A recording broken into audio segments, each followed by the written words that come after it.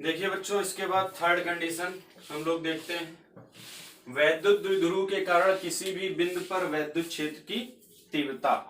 तो देखिए सामने फिगर बना हुआ है, ए बी कोई वैद्युत द्विध्रुव है, ठीक है। इसके मध्य बिंदु ओ से थीटा कोण पर, इसके मध्य बिंदु ओ से थीटा कोण पर बहुत दूरी आर पर कोई बिंदु पी है जहां पर वैद्युत क्षेत्र की तीव्रता ज्ञात करनी है। तो अगर हम लिखना चाहें तो लिख सकते हैं। थ्योरी में इतना आपको लिखना है, ठीक है, जितना मैं बोल रहा हूं कि ए बी के मध्य बिंदु ओ से अधिक दूरी, ओ से थीटा कोण पर, ये छूट गया, थीटा कोण पर अधिक दूरी पर बिंदु पी पर वैद्युत क्षेत्र की तीव्रता क्या करनी है, ज्ञात करनी है। वैद्युत क्षेत्र की तीव्रता ज्ञात करनी है। क्लियर। अब देखिए वही काम फिर से बच्चों, माना कोई वैद्युत द्विध्रुव माइनस क्यू तथा प्लस क्यू आवेशों से बना है तथा यह एक ऐसे माध्यम में स्थित है जिसका परावैद्युतांक क्या है, के है, परावैद्युतांक के, ठीक है। ए बी वैद्युत द्विध्रुव ऐसे माध्यम में है जिसका परावैद्युतांक क्या है बच्चों, के। इतनी बात समझ में आई। इस स्थिति में ये देखिए जो वेक्टर पी है ये क्या होगी, वेक्टर पी मतलब यहां पर इस वेक्टर पी का मतलब है वैद्युत द्विध्रुव का आघूर्ण। क्लियर। तो जो वेक्टर पी है बच्चों, वेक्टर पी इक्वल टू क्या होता है, Q इंटू 2L। भाई P equal to Q into 2L होता है, तो वेक्टर P इक्वल टू क्या हो जाएगा, Q इंटू 2L। यह एक क्या है, सदिश राशि है जिसकी दिशा सदैव माइनस से प्लस की ओर होती है। अतः वैद्युत द्विध्रुव आघूर्ण वेक्टर P को दो अवयवों P cos थीटा जो OP के क्या है, अनुदिश है, तथा P sin थीटा जो OP के क्या है, लंबवत है, ठीक है, में वियोजित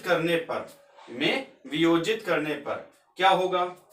अब देखिए अभी वहां पर हम लोग डायरेक्ट E1 E2 का मान निकाल रहे थे, लेकिन यहां पर थोड़ा सा ध्यान देना है। यहां पर ए बी को हम दो कल्पित वैद्युत द्विध्रुवों में बांटेंगे। अब ए बी को, चूंकि ये P cos थीटा और P sin थीटा हो गए इसके वैद्युत द्विध्रुव आघूर्ण, इसलिए इस स्थिति में दो कल्पित वैद्युत द्विध्रुव A1 B1 व A2 B2 होंगे। A1 B1 व A2 B2 होंगे। देखिए ये एक A1 B1 हो गया, सामने दिख रहा है आपको, एक क्या हो गया, A2 B2 हो गया।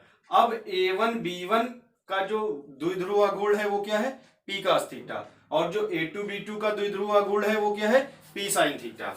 अब चूंकि A1 B1 का द्विध्रुव आघूर्ण कौन सा, वैद्युत द्विध्रुव आघूर्ण क्या है, P cos थीटा, तथा A2 B2 का क्या है, P sin थीटा। इस स्थिति में जो P cos थीटा है उससे बिंदु P क्या है, उसकी अच्छी स्थिति में है। इस स्थिति में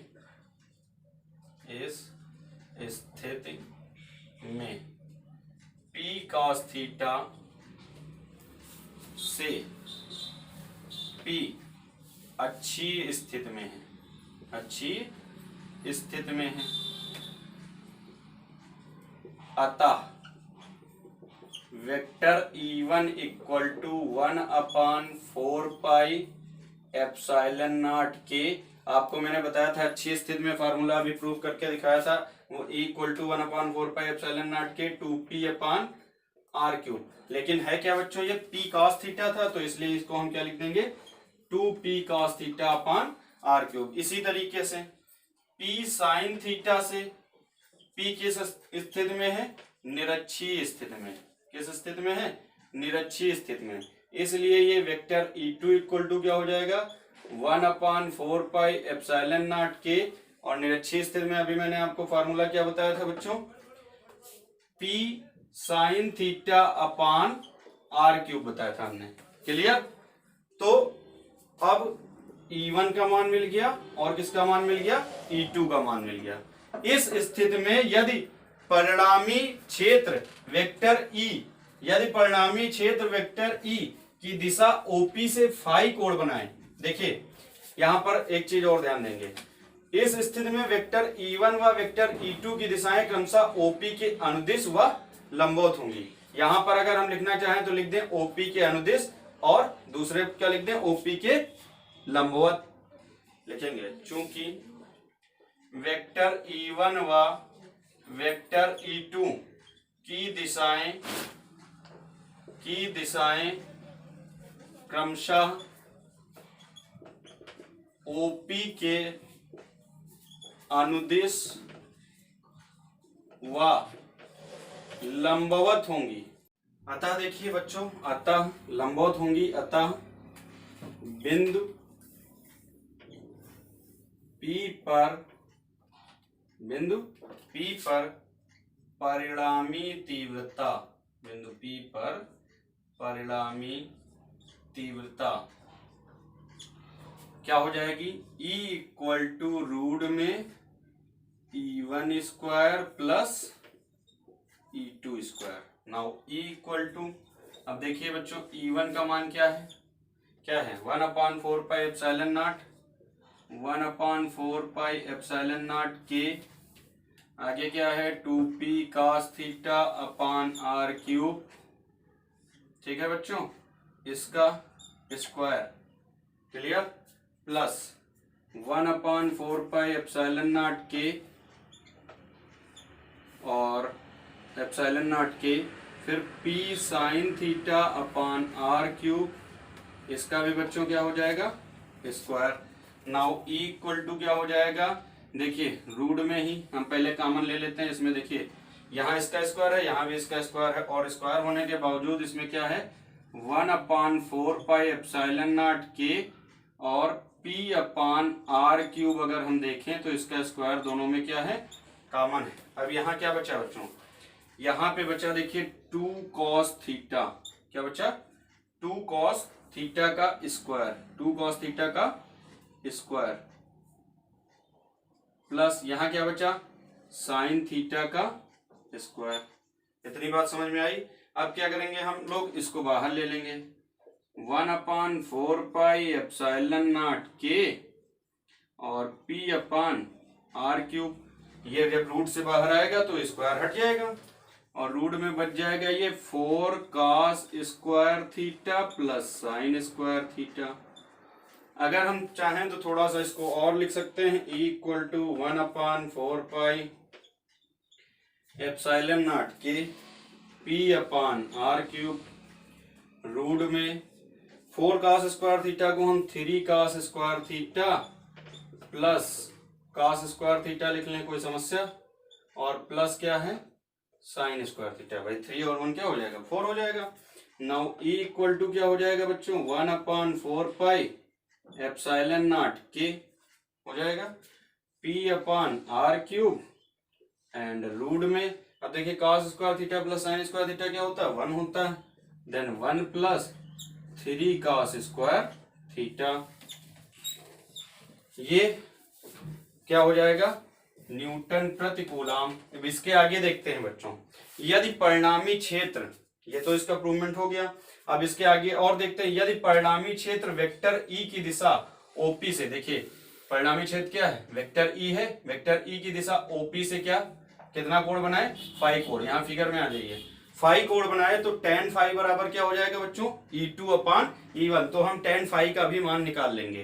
तो देखिए tan phi equal to E2 upon E1 रख लेते हैं, तो E2 कितना था बच्चों, ये देखिए यहाँ लिखा है 1/4πε0 के, और क्या है P sine theta upon r³ P sine theta upon r³, और इसके अपान में बच्चों क्या है, P1 का मान कितना है 1/4πε0 के and 2P cos theta upon r³।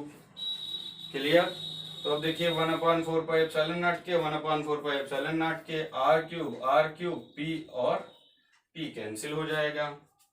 अब क्या बचा बच्चों, tan फाई इक्वल टू क्या बचा 1/2 tan थीटा, या फिर हम इसको ये भी लिख सकते हैं phi equal to tan inverse 1/2 tan theta. ये हो गया बच्चों फाई का मान। यहां पर देखिए के का मान अगर क्या है, के का मान अगर निर्वात है तो क्या रख दिया जाएगा 1 रख दिया जाएगा, और इसका मान क्या हो जाएगा 9 × 10⁹। तो ये बच्चों हो गया आपका वैद्युत द्विध्रुव के कारण किसी भी बिंदु पर वैद्युत क्षेत्र की तीव्रता। आइए बच्चों अब हम लोग पढ़ते हैं इसका एक और टॉपिक, एक समान बाह्य वैद्युत क्षेत्र में रखे वैद्युत द्विध्रुव पर लगने वाले बलयुग्म का आघूर्ण। अब इसमें हम लोग सबसे पहले देखेंगे प्रत्यानयन बलयुग्म। प्रत्यानयन बलयुग्म क्या होता है, तो देखिए बच्चों यदि हम किसी वैद्युत द्विध्रुव को एक समान वैद्युत क्षेत्र में रख दें तो इस वैद्युत द्विध्रुव पर एक बलयुग्म कार्य करने लगता है, ये इसको क्षेत्र की दिशा में संरेखित करने का कार्य करता है। इसे ही हम कहते हैं प्रत्यानयन बलयुग्म। जैसे यहाँ पे समझ लेते हैं, जैसे ये AB कोई वैद्युत द्विध्रुव है जो छेद से थीटा कोण बनाता है। अब -q, अब चूंकि वैद्युत क्षेत्र उपस्थित है तो -q के कारण इस पर बल लगेगा और +q के कारण भी इस पर बल लगेगा। तो -q के कारण अगर लगने वाला बल F है, F इक्वल टू -QE है, और प्लस के कारण +QE है। तो देखिए दो बराबर किंतु विपरीत आवेश लग रहे हैं, दो बराबर किंतु विपरीत बल। तो ये क्या करेंगे, ये इस वैद्युत द्विध्रुव को क्षेत्र की दिशा में संरेखित, मतलब ये थीटा डिग्री है तो इसको एकदम पैरेलल इसके करने का कार्य करेंगे। ठीक है बच्चों।